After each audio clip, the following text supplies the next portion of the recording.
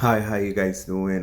Right now I'm not really gonna go on detail on how to do a taper. This is more I want you guys to understand something that anybody that wants to perfect the tapers and stuff like that.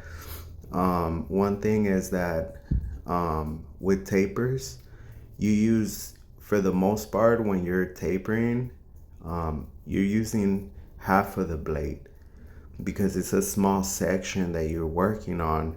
So you don't want to use the whole blade to cut because then you mess up the other side since it's a small little area that you're working on.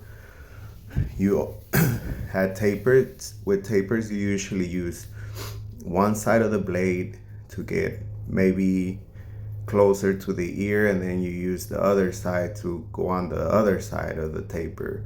You just can't use the whole blade because that's when you mess up. You mess up one side of the taper, and you want to just get that little area of the temple, so you have to use just one side of the blade. Usually use the side of the blade to do the whole taper. You see right here I'm detailing and I'm using the corner of the blade.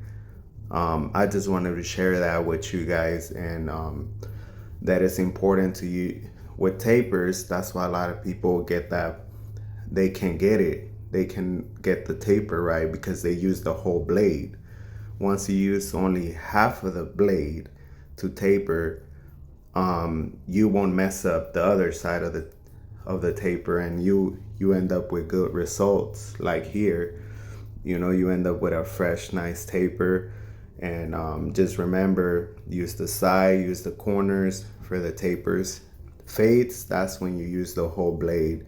I'll show you guys more, and I'll go more on detail on other videos, but just wanted to share that with you guys. Check out this taper.